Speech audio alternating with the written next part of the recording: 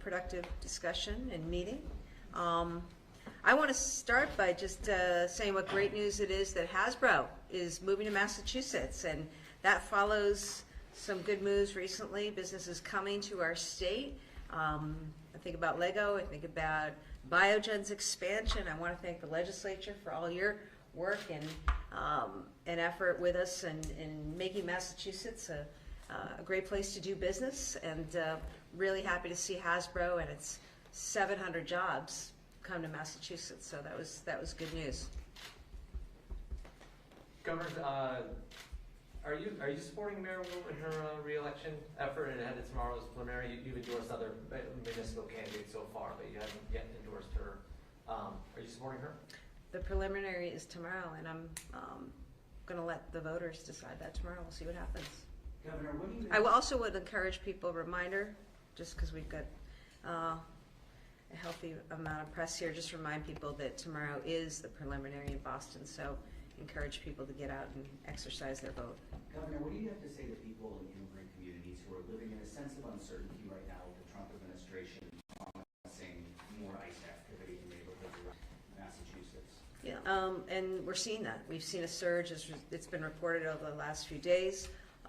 Look, I've been clear about this from the outset. I speak as a former Attorney General, former prosecutor, somebody who worked and continues to work as governor with law enforcement, including federal law enforcement. I'm just thinking of the fact that a month ago, our own state police worked a joint investigation with federal law enforcement to bring in 70 kilos of cocaine and take that off the street. So, you know, I speak as somebody who understands and prioritizes public safety. Always have, always will. And that includes work with federal law enforcement. But what we see happening, it continues to be the case that it's more the same from the Trump administration. And, you know, while they said they were after violent criminals, what we've seen far too often and in such great numbers here and across the country are construction workers and nannies and healthcare aides and agricultural workers who are being taken out of our communities, taken away from their families. And I understand why that is so hard for so many, not just in the immigrant community. And, you know, I also want to note the numbers. I mean, the reality is that, as reported, 1.2 million people have left the employment rolls in the United States. 1.2 million people have been dropped. That's what we've lost. And many people have commented on the direct tie between ICE's activity around the United States and what's happened to that lost employment and thereby lost growth for our country. So it just doesn't make sense. I think a lot of this has to do with political theater and attempts to distract from Trump's failing agenda, his failure to deliver on the economy. Groceries are still high, housing costs are still high. I'm talking to a lot of people who are feeling the effects of tariffs. Capital's not being deployed in the United States. People don't have access to capital in the United States for development, whether it's for housing or other growth. And this is a real problem. And so, you know, a lot of this is about political theater to distract from his abject failure on the economy, and also to, you know, to get people's focus and attention on that. And, you know, that's what you see going on with ICE and the talk of Guard being deployed in cities, which, you know, is something that only really undermines, it's not productive, and it only undermines local law enforcement. Mr. Speaker, Madam President, can you speak about what you're hearing from your constituents in your districts about ICE raids? I will say my communities are very concerned. It was one of my communities that ICE stopped a student, a high school student, on his way to school, actually for volleyball practice, was stopped.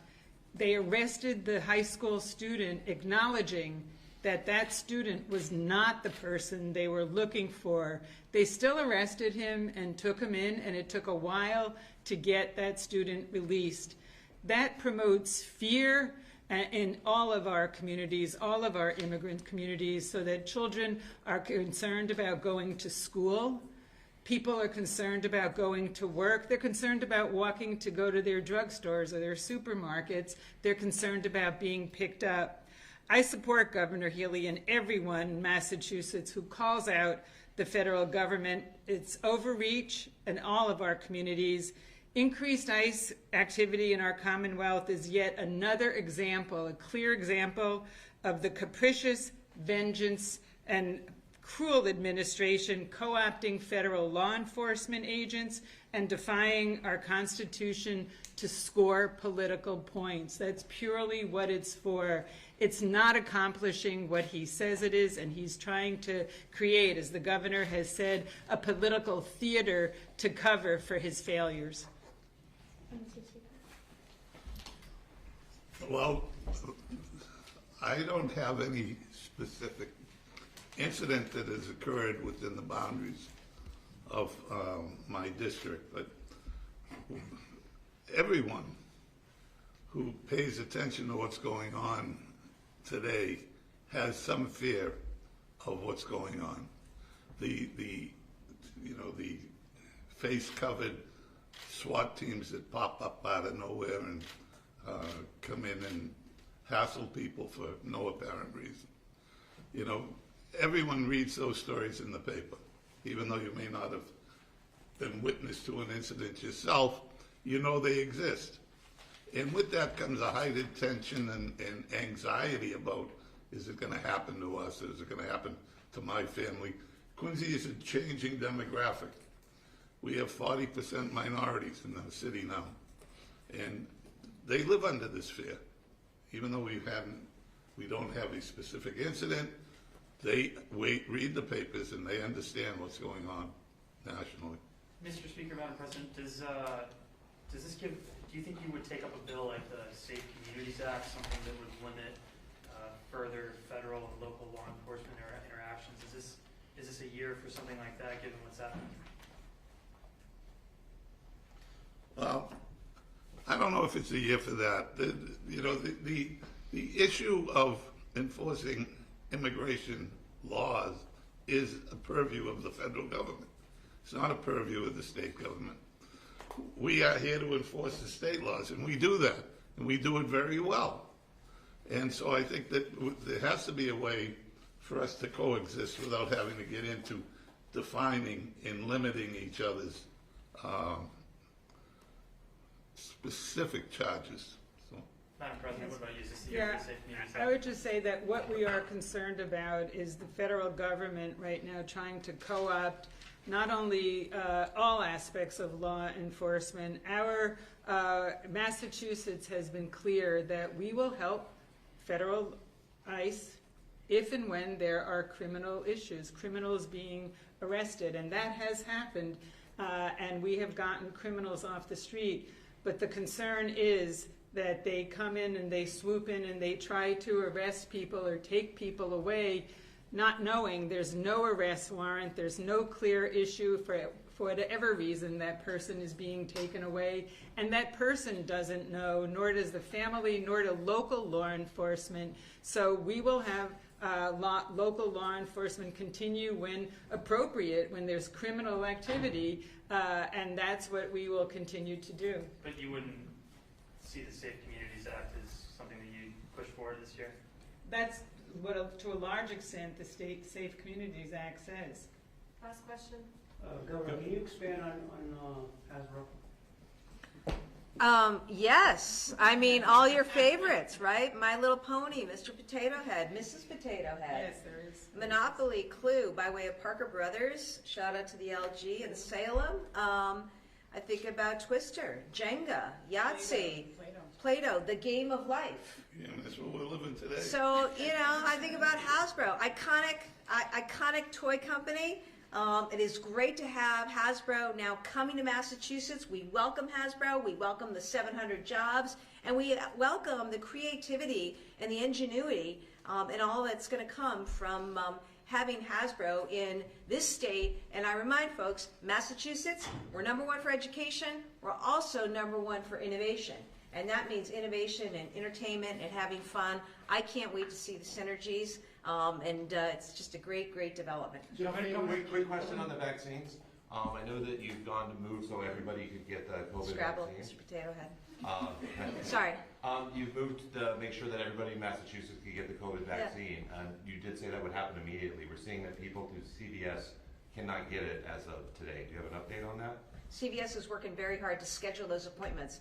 What I said was happening is that CVS and Walgreens agreed to make appointments available. That was the first thing. We're getting supply in, and you know, the other day I had somebody come up. I went into a restaurant, and he came up and thanked me because he had a shot that day. So you know, it is happening here. We're going to continue to always keep our focus on public health. And, you know, remember, we're doing this, Massachusetts, and I hope that other states join. We're working in coalition with other states on building and creating a public health infrastructure that used to exist under the federal government, but with RFK Jr. at the helm, has been completely disrupted and dismantled. And so that's why we stepped forward. I'm grateful to our insurers who've agreed to extend coverage, both our private insurers as well as GIC, which covers public employees. I'm grateful to CVS and Walgreens, who are open for scheduling these appointments and administering the shots, and to pharmacists who come together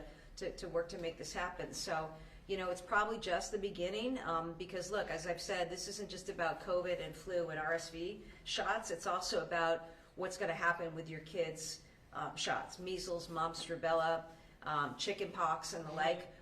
Polio. We need to make sure that whatever else is going on out of DC and the demented destruction perpetrated by Bobby Kennedy, that we are doing everything we can here in Massachusetts to make sure that people get access to the health care that they need. And the good news is there are a lot of states that are joining in that effort around the country. An update on offshore wind. Have you heard anything from the interior about the projects? Have you reached out to them? I'll just say on offshore wind, look, Vineyard Wind is still under construction. They're making terrific progress, and I think they're going to be nearing completion very, very shortly. Of course, Vineyard Wind today is already powering 200,000 homes and businesses in Massachusetts, so it's already doing the work for us. It's an important resource. We need all sorts of energy, all kinds of energy coming into the region, because we need to lower costs. And every day, you know, we're focused on lowering costs, lowering the cost of energy, lowering the cost of housing, right? So we're just going to continue to advocate for that. It was disappointing, to say the least, to see DOJ say that they were going to remand projects that had already been permitted for further proceedings. We have to see more about what that means. I will tell you, though, the threat of shutting down these wind projects is a job killer. President Trump is killing jobs when he shuts down a wind project.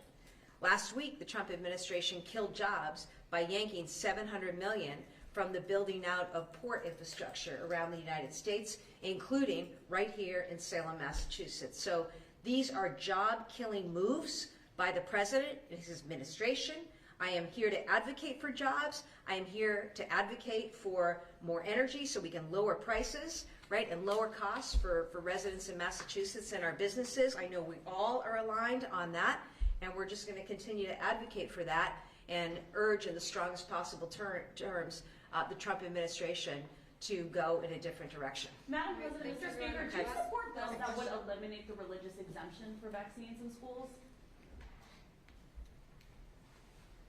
Yeah, we're taking a look. I think that bill is probably, I don't know if it's had a hearing. It had a this hearing year. in June. Yeah, Well, exactly. then we'll hear from our members and hear what they have to say. I think it's important to hear from stakeholders and people and hear what they have to say, but I think it's important that vaccines are available and are given to people, including children. Great. Thanks, everybody. There's so much misinformation about vaccines that we have to do a better job of educating them. Governor, what are your 2 votes? Coming from the Secretary of Health and Human Services, real concerned about this.